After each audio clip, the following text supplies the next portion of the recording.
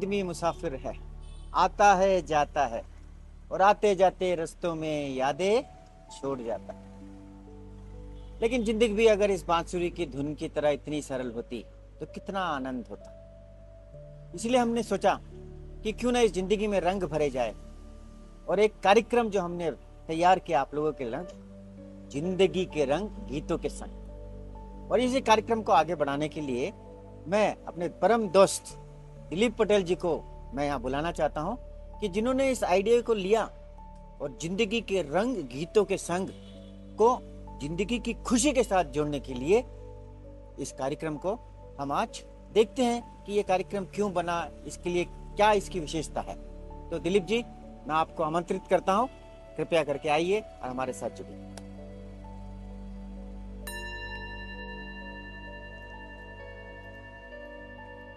नमस्कार। नमस्कार दिलीप जी।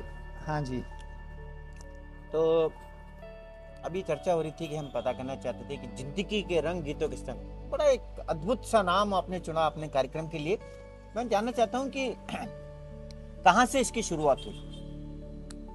देखिए, सवाल तो हमारे दर्शकों को भी हो सकता है कि जिंदगी में रंग तो होते हैं, अलग अलग ऊपर नीचे उतार चढ़ाव होते रहते हैं, लेकिन गीतों के संग क्यों जोड़ा जा रहा है, सवाल हो सकता है ना। तो मेरा जवाब आएगा इन अनदर क्वेश्चन। हाँ, क्या बात है। कि आप गाते क्यों हो। गीत ना, एक तो गीत के बोल हो सकते हैं, या गीत के पीछे एक कहानी जुड़ी हो सकती है, बचपन का एक कोई इंस्टेंस हो सकता है, खुशी लाता है। जैसे एक सवाल दर्शकों से भी, आप क्यों गाते हो। आप क्यों गाते हो। और अगर आप कहते हो कि हम नहीं गाते हैं तो झूठ बोल रहे हो। झूठ बोल रहे सर, ये सब किशोर कुमार लता मंगेशकर है। कहाँ पे सर, बाथरूम में। सब हम सब सिंगर है। ये देखिए, लगता तो है बहुत ही सरल सी चीज, बिल्कुल, लेकिन बहुत ही गहरी बात है ये। बताता हूँ मैं आपको, जिंदगी के बारे में कौन नहीं जानना चाहता। कल क्या होगा, कैसा होगा, हर किसी को चाह होती है। और बहुत सारे प्रखर ज्ञानी लोगों ने किताबें लिखी हैं इसके ऊपर, काफी साहित्य इकट्ठा हुआ है।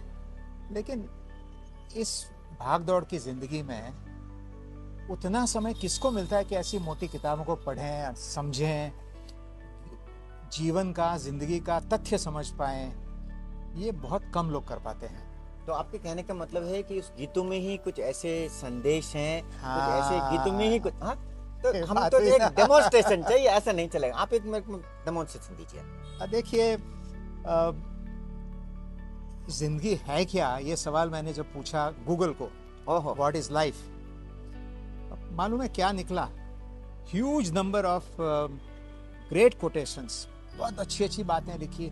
सोक्रेटिस के टाइम से लोगों ने लिखा है, भगवान बुद्ध ने बोला है, क्राइस्ट ने कहा है, बहुत सारे ज्ञानी लोगों ने लिखा है। और हर एक की जो बात थी ना, वो बड़ी मीनिंगफुल थी जिंदगी के बारे में। जिंदगी के बारे में। तो मैं समझा कि दो चीजें हैं यार।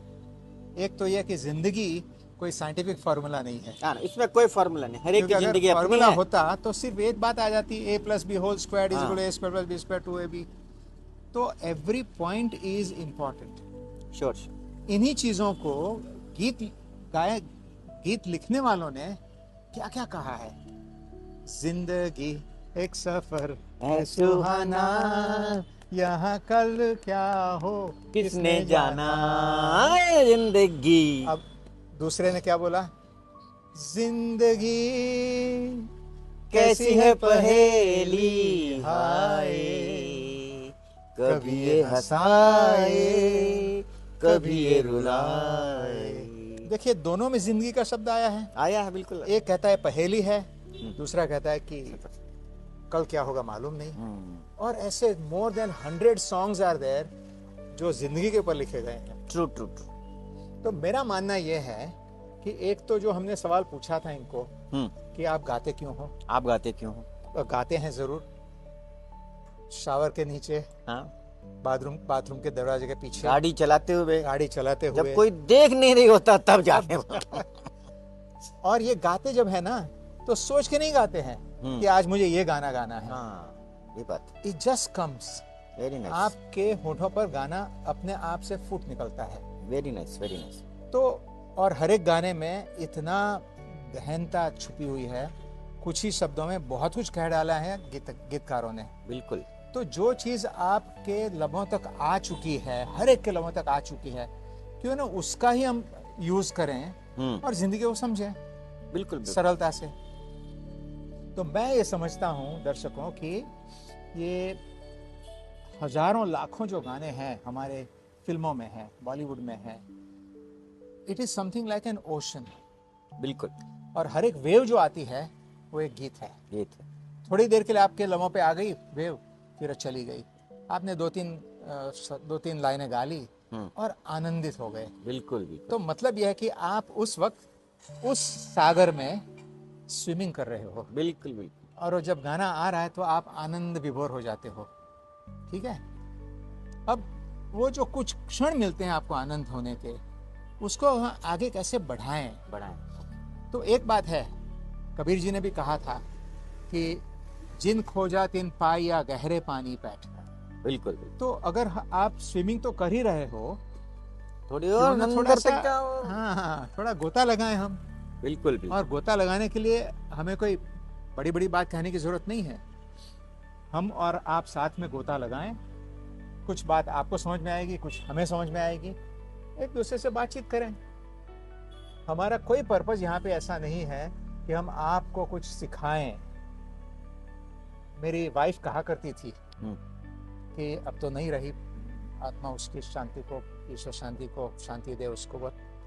वो कहती थी कि don't walk ahead of me, don't walk ahead of me, I will not follow you, I will not follow you.